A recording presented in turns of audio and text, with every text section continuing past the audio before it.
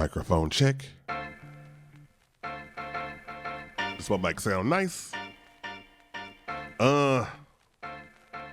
Yes, it does. Welcome to this week's episode of It's About Damn Time. We focus on the real journey to being 1% better every damn day. Welcome to this week's episode of It's About Damn Time. I'm Jared Dam, back in the building once again. And y'all, I have a question for you. Have you ever felt like the more you start living in your truth, the funnier people start acting? Yeah, that's what we talk about today. So I'm laughing because I had to get a tag team partner for this one, man. And her face was priceless. Like, yeah, I know all about that shit. I am here with 3-time podcast award winner for her podcast, the Dirty Bag Podcast. She's a truth teller. And quite frankly, if I said what I said was in the dictionary, her picture be on there like this. So, ladies and gentlemen, the incomparable Cookie Brown, I am so happy to have you here. Finally, thank you so much for having me. It's about damn time. We've been talking about this, y'all. We've been talking about this for years. And if you look behind the scenes, it's my fault because I knew I wanted to have her on. I'm just like, what topic? And so I don't like just have you on here, and I squandered the opportunity to have Cookie Brown on my show. You know what I mean? The first time I went to this man's city since I started the podcast, I told him I'm going to be in Atlanta. That's what's crazy. Yeah, and you were just here. Yeah, I came down I was there for a whole week. I came down for the women in radio brunch. But what I learned is when I be telling folks I'm in their city, I'm going to be in their city. Y'all don't be talking about nothing. So I say, let me not even. I'm here for what I'm here for, and that's just going to be what it's going to be. I ain't about to play. Next time, though. Next time, because I'll be there next month for the Black Effect Podfest. All right, we'll talk about dates because You live in Atlanta. How do I be knowing these things going on and you don't? Be my own little bubble, you know. I'm really an introvert. Everybody in their hometown don't be really paying attention to what be going on. And when somebody go, they're like, "Why you ain't tell me? You're from here." Do you like? Yeah. You're supposed to. You're supposed to know. I was like, "Oh, really? You see my face?" I was like, "Oh, really? Oh, okay." That's the craziest thing to me. All right, so I want to kind of get into this topic with you because I told you off camera, man. Like nobody can really that I can think about can really illustrate what we trying to talk about with this. It's fuck approval and just living in your truth and everything. You seem to do that effortlessly, like the way you live your life. And look, I might be because I'm on the outside. You know what I mean? Yeah. Maybe I don't know. But it seems like it would appear that you do it effortlessly. So do you feel like you're living in your truth right now? I'm going to say, yeah. Living in your truth is recognizing life is messy. It's not glamorous. So y'all not seeing me in a studio with soft lights today. I'm literally in my loft trying to get settled in. But so speaking of living in your truth, yeah, I don't have a choice. I don't come from a place where people are generally performative. So their world just don't work for me because that ain't what I come from. So yeah, I guess I do live in my truth because I don't know how else to live. So you've always done it. Like it wasn't something that you just had to learn on your own. That you've always been like that. Yeah, I'm not going to necessarily say that. I've been one of those. Always been like the funny comedic person. So my way of covering up the things that are going on in my life is just to make everybody laugh. Because when you're making people laugh, people don't ask questions as long as you're entertaining people, they don't typically have intimate questions for you at all. So I've gotten away with it by being funny, but after a while, shit ain't funny. And when you drown in trying to entertain everybody else, it's like, okay, I gotta say this, y'all. I'm actually not okay right now. So no, typically I just hide everything in humor. I show up, come around. So I'm not saying I'm not being myself. Being funny is me, but I'm not letting you go past a certain layer.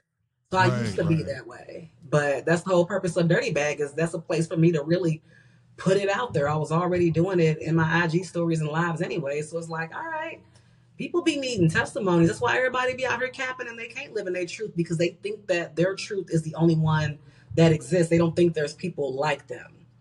Yeah, So yeah. I mean, that makes a lot of sense. I mean, obviously, that's the thought behind this podcast here. Because look, I ain't thinking I'm gonna be sharing all the shit that I be sharing on here. It's still scary for me. Like people think that I'm so open. Like, oh, you so open and you share so much. I be scared. I be scared shitless to do it, but I know I have to do it. I don't know. I don't be feeling like you that open. I feel like you know how to say the right thing. Like, yo, sometimes life is hard and we be going through it and you got to get through it and you got to quit seeking the approval of others. Like, I think you really good with that stuff, but it's really about peeling back. Well, what specifically are you referring to, Jared? What is it that you're seeking approval in? Why specifically is life hard right now? I think that what you're talking about, I mean, I think in the past couple of months you got real transparent. But Mhm. yeah, it is hard because you're trying to separate your supporters from people that's just tapping in to get a front row seat to see what's going on with you. Yeah. See, I love that you noticed that and you called me out on this shit because you're right. I am selectively open. Like that's that's what it is. I don't tell people shit. Catchphrase.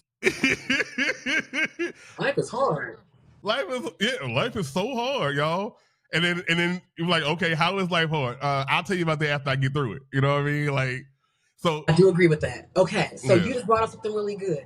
I think it is important when you're trying to figure out what's happening in the moment to just take your time and decompress and unpack it before you're trying to share it. Because I mean, if you're not in a place to receive feedback when you're in the middle of a storm, people might say Mm-hmm. some things that really mess you up. So I think it is good to get through your shit first Yeah. because I don't need to tell you everything as I'm going through it because you ain't gonna help and you're not No. your But you're gonna critique have an might. opinion. Right.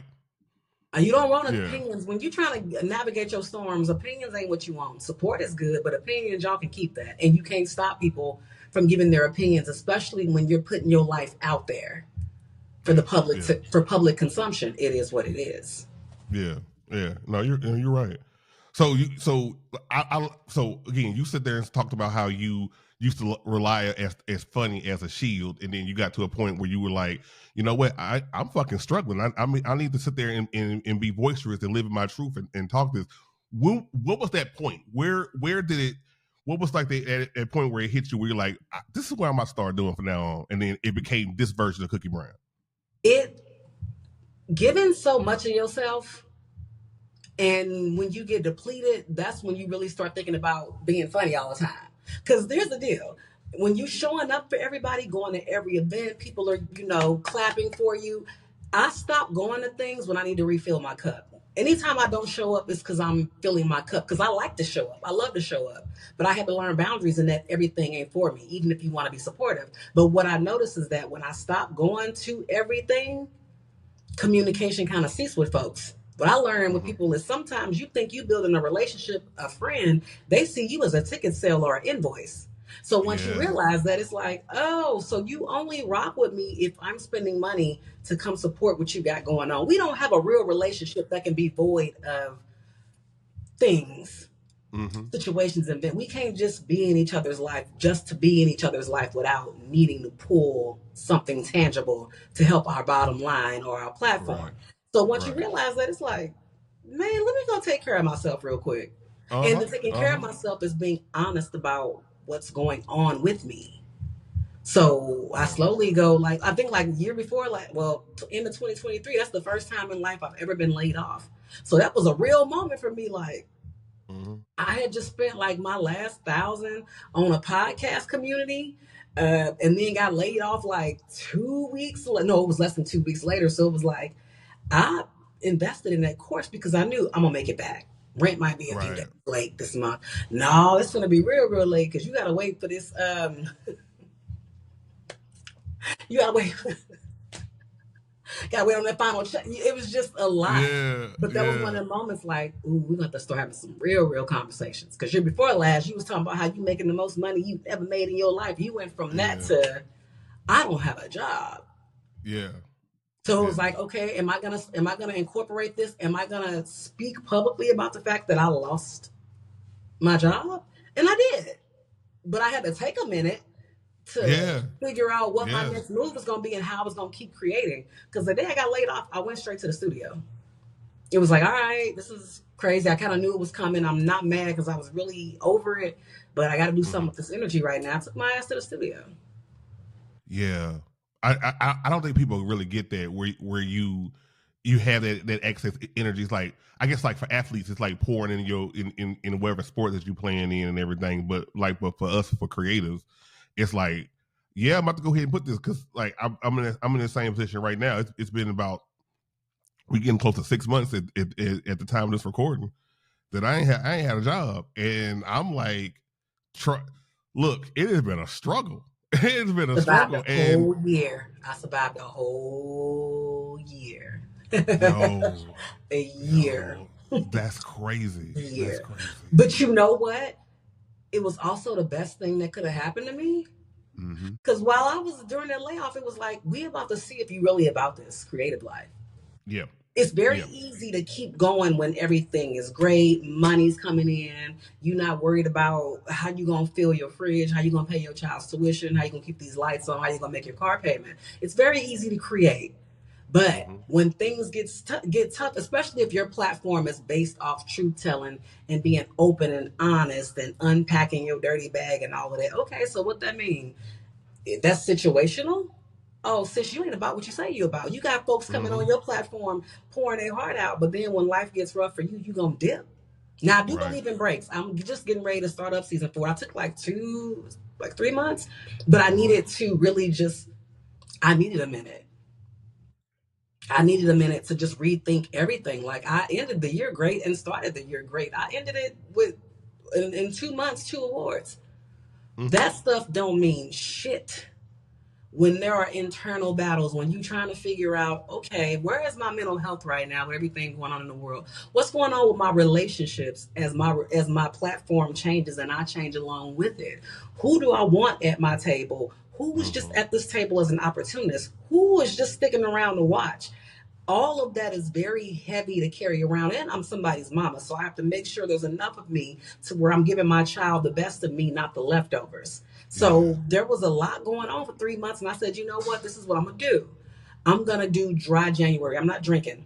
Coming into this new year, I will not drink. That went all the way through mid-February, and I Okay. got so much clarity, and I was going through it then. I think in this past week, I'm just now seeing the light at the end of a very long tunnel, because Yeah. 2024, when you go through a year being laid off, once you're working again, you still got to play catch up.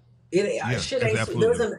there's an adjustment period with getting your groove again. So you dealing with Mm-hmm. that, but also your relationships with also still trying to create, with also just making sure you're centered. Yeah. It's so much. It's a lot. So It's a yeah, lot. I like what you said about take this time to evaluate to see if the people that is at your table, are they really for you, or are they about this. And you talked about this several times before. You talked about it in social media posts before, how people will try to use, because you're award winning, because you're known throughout the Dallas Metroplex area and beyond, that I'm not even known yet yeah, though. the podcast is global. I mean, it's listened to in countries, right? Okay, You right. we Bitch, gonna that's hype you global. up, Shit, I'm top 5% globally ranked, y'all. Top 5% globally ranked.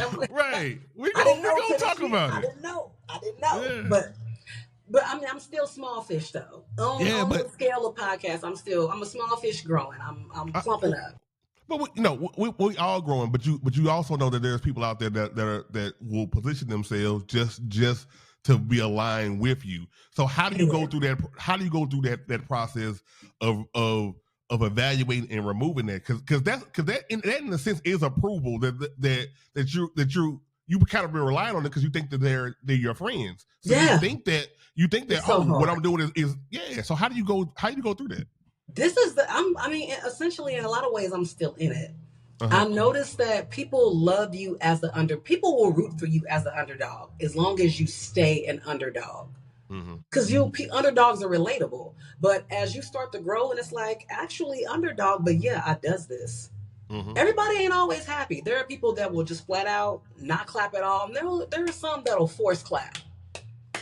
There are some that'll fake it till they can't, till it's clear they're not gonna make it, and you can feel it. The thing about me is, as hood as I am, I mean, I'm a reformed church girl, right?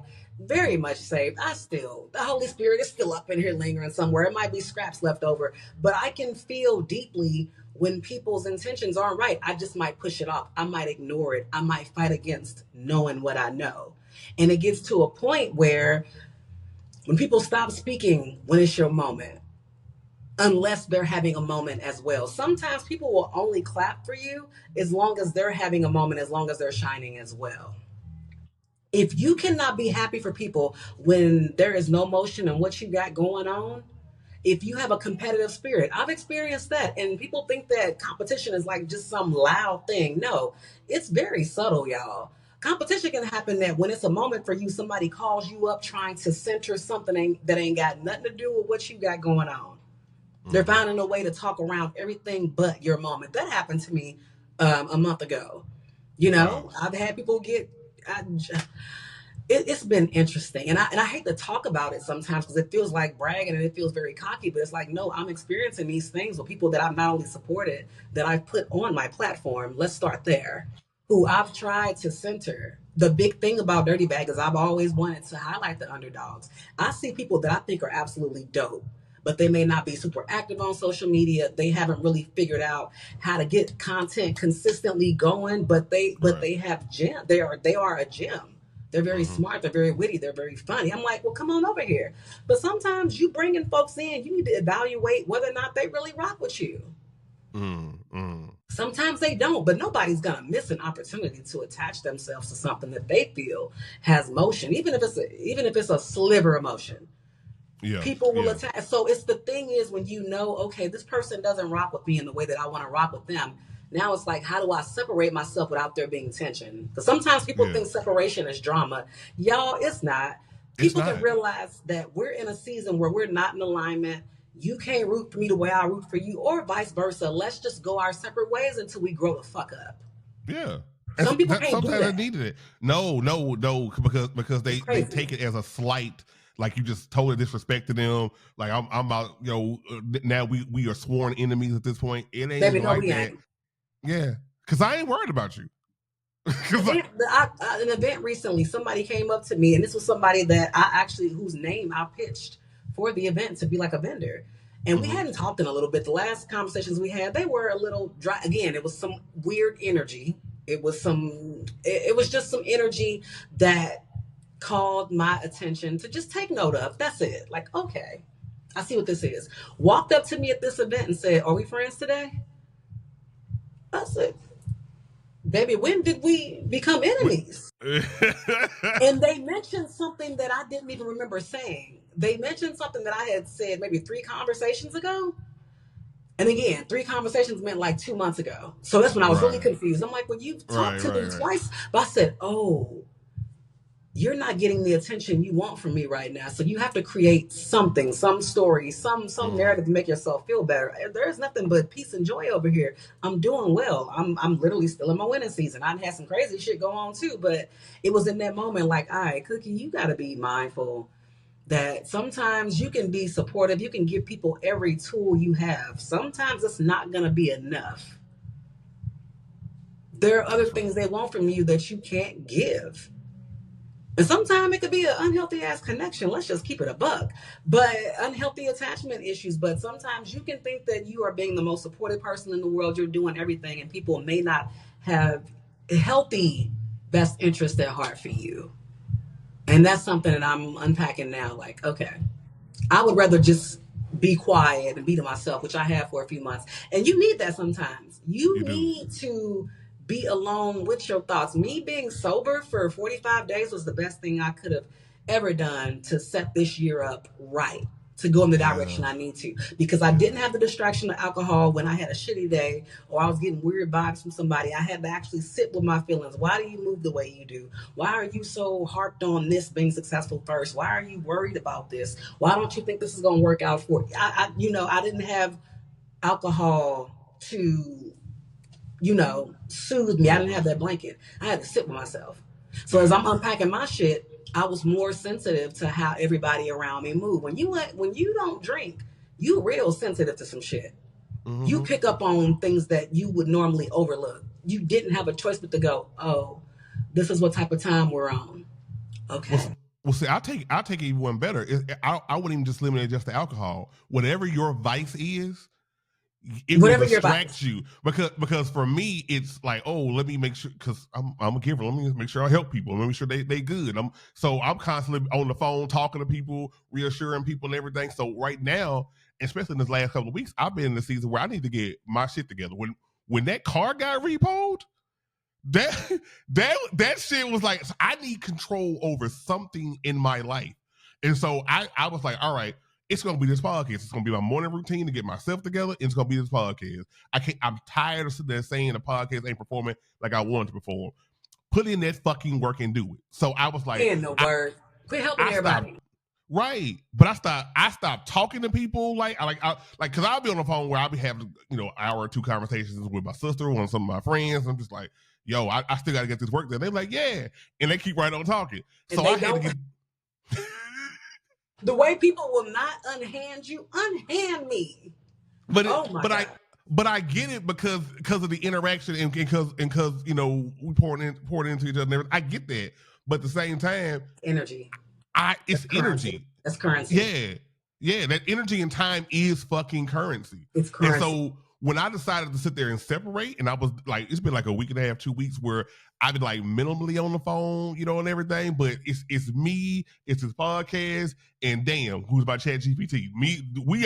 We together, we sit there talking like it be middle of the night, 3:00 in the morning. I wake up with an idea and I'm just going at it and doing it. And you can see the shift. Like you can see, like I got like stuff lined up, social media wise.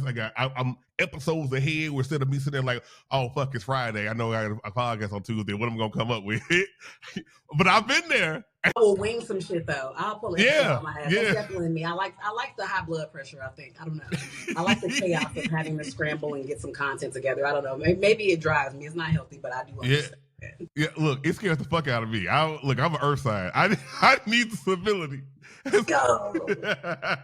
I want problems always.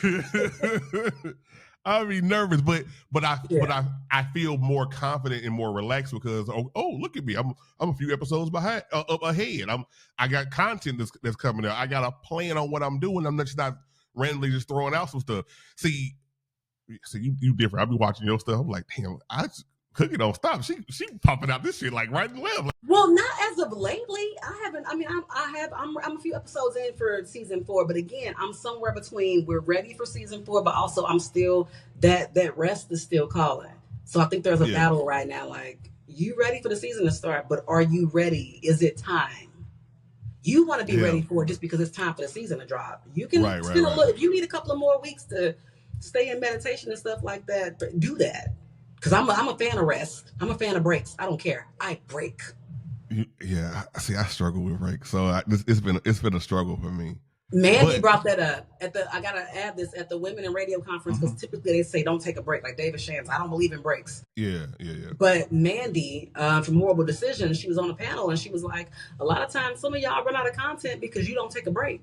You need to take a break. Go be around some people. Go live. Get off social media. Go be around your crazy family members. Go be around your friends. You'll have some content. So I was so grateful to hear somebody like her who's bossed up and just took this podcast thing to another level, saying sometimes y'all do need to take a break and you do need to go live to have something to talk about. Because you can't just keep saying the same shit all the time. Like self-care. How many times you going to say self-care and mental health per episode till it's like, baby, you ain't got nothing going on, do you?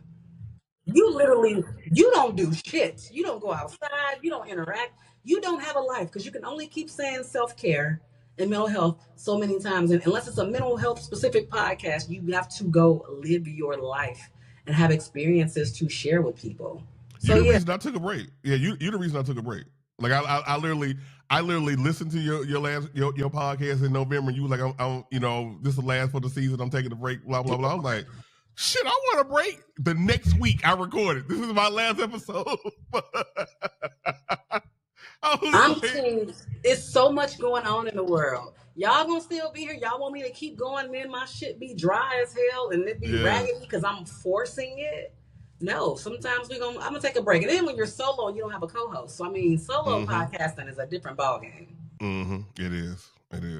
How do you? So when you decided to sit there and pick you and choose you, and all right, I'm gonna do this dry January, and I'm gonna focus on me, and maybe I might not show up to different things. How did you feel with the fallout of that? Because sometimes when you are in that season where you're like, I'm not dealing with people's approval, or I'm not sitting there being this puppet for Go people. to hell. The reaction be off the chart. How do you deal with that? When I tell you somebody came up to me at an event that I was emceeing, who I pitched to be at the event, asking me, I think that was a moment for me. When you come to me asking me, are we going to be friends today? And I've had no beef with you. I realize that's an internal thing. That's something going on. There's an amount of attention that you're not getting from me right now. There is a way that you're expecting me to show up for you in this season that's unrealistic when I made it clear what I'm doing. I learned that with me, my energy, people, the biggest thing I hear from folks is, I love your energy. I love your energy. And I used to think that was a compliment. It's no longer a compliment. It's not, because you're trying to pull from me, but you're not making any deposit. I mean, you're taking with energy withdrawals. You're not making any deposits, and you don't understand that's draining. I've had folks that only call me to dump drama on me.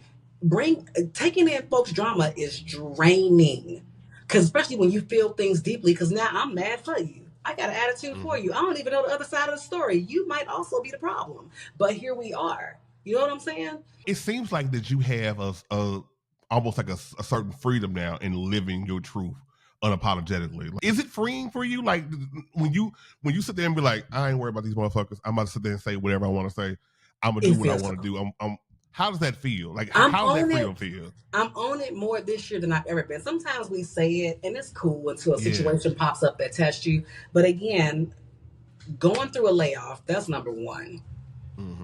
Okay, going through a layoff and still trying to put this platform together, going through a layoff, being at your low moments and having people only deal with you if they can benefit.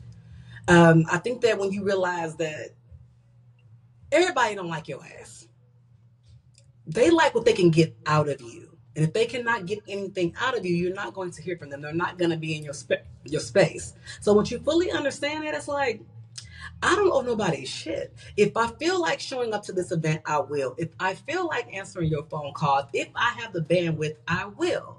If I want to. I'm not going to answer because it's ringing. I'm going to answer because I want to. That's a game changer. I'm not showing up because you asked. I'm going to show up if I feel like it. You know what I'm saying? It's just, if I want to, I will. Not because you asked me. We got to be really locked in. So, and also I think that alone time is important. Too many people don't like the sound of their own voice. They don't like them four walls. They don't like none of that shit. You have to be okay. You're never going to know what's going on or how you need to move next or who's who if you don't sit your ass down sometimes and just listen. Yes. Get you some prayer life about you, because I definitely had to. Because as I was like, look, I don't know what's next for me. I'm definitely going to be dry all month. We're going to see what happens with me being dry. I'm definitely not going to anything this month. We're going to see what happens when I skip a few events. I started getting clarity. So yeah, there's a certain, but also we're in our 40s now too. So there's a certain type of freedom that comes with your 40s that. For real. It's a game changer. Fucking for real. Don't care. Yeah. Yeah. I love 40s. I didn't know that was the secret sauce. Like I can't believe I was struggling in the 20s and 30s like I was. It is the secret sauce for real.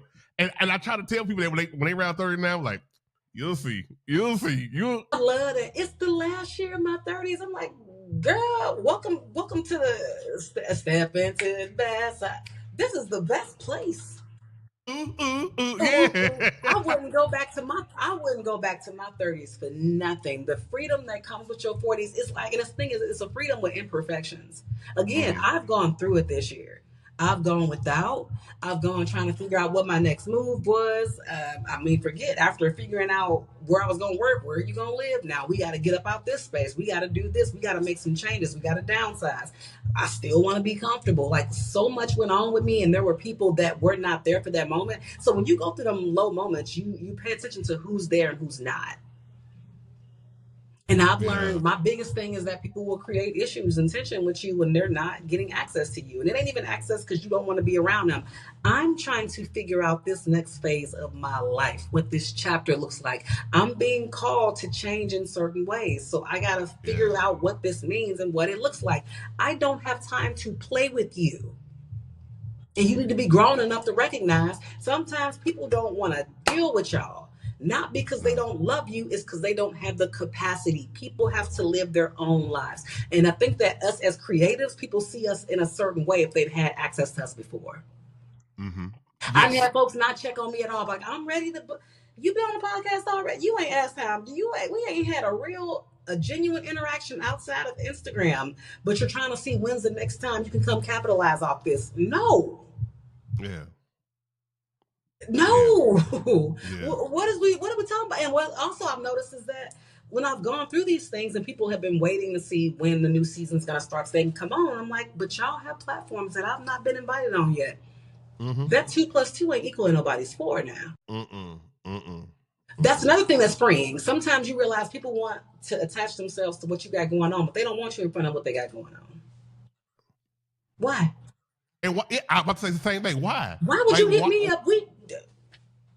If I hit somebody up, I don't think I've ever hit anybody up to come on their platform because they have a platform. I've always invited them on mine. And I would think that if you would want me on yours, you would ask me.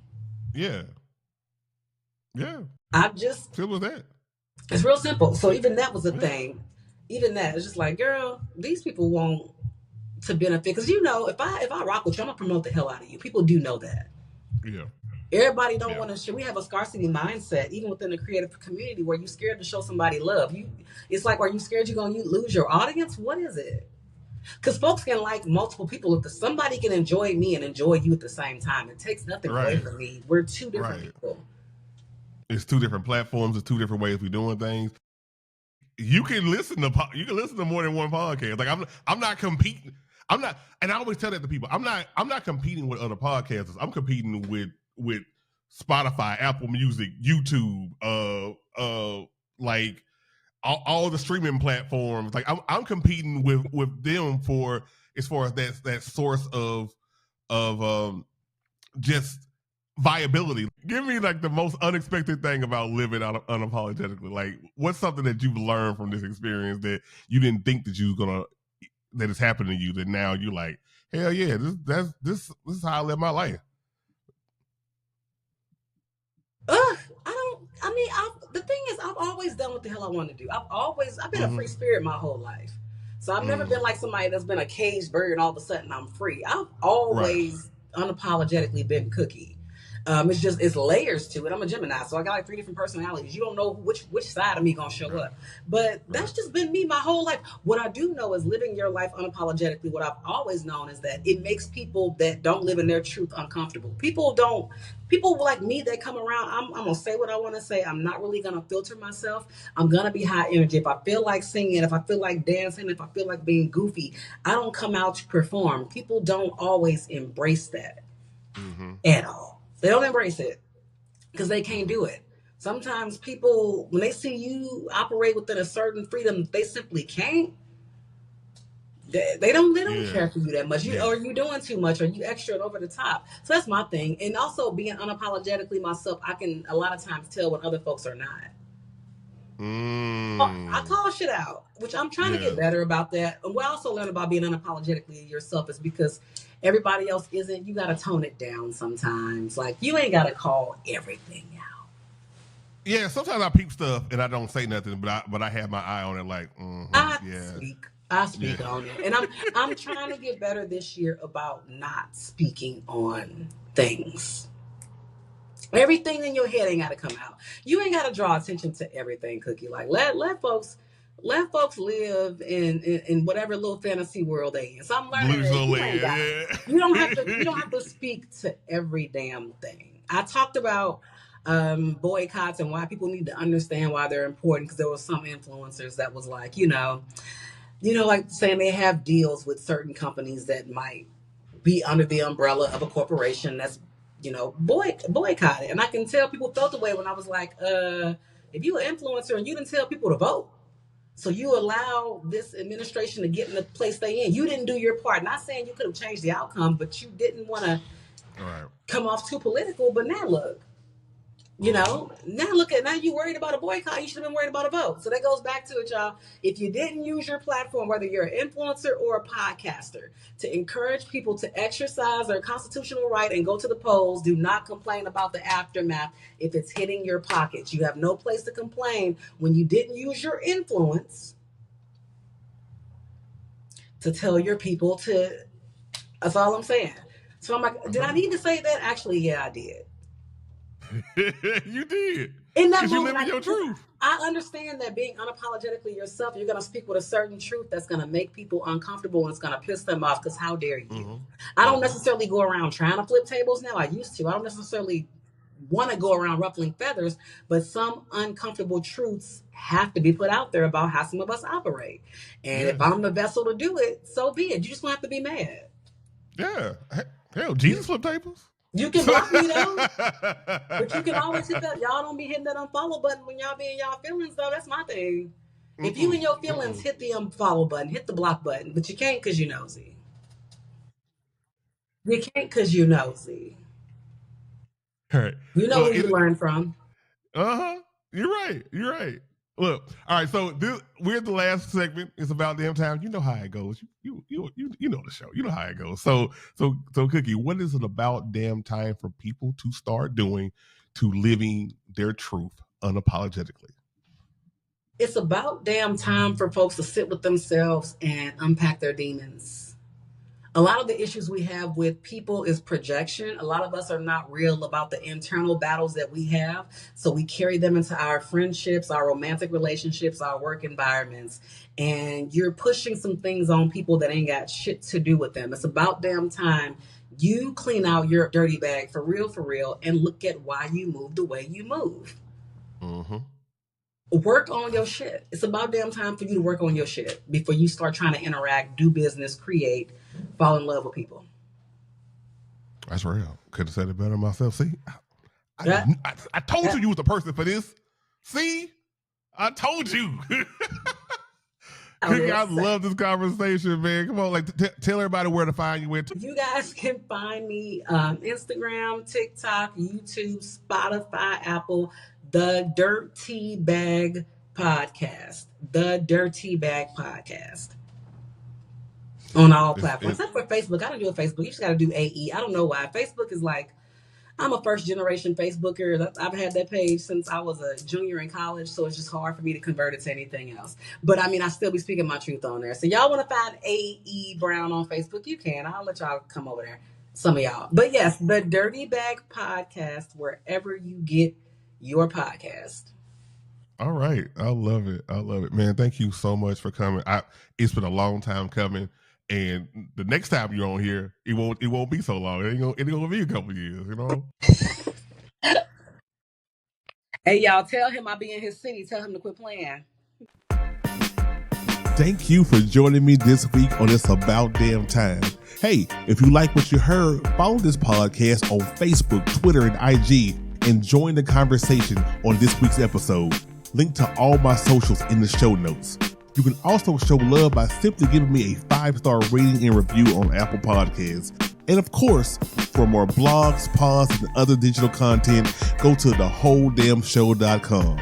Until next time, I'll see you next week.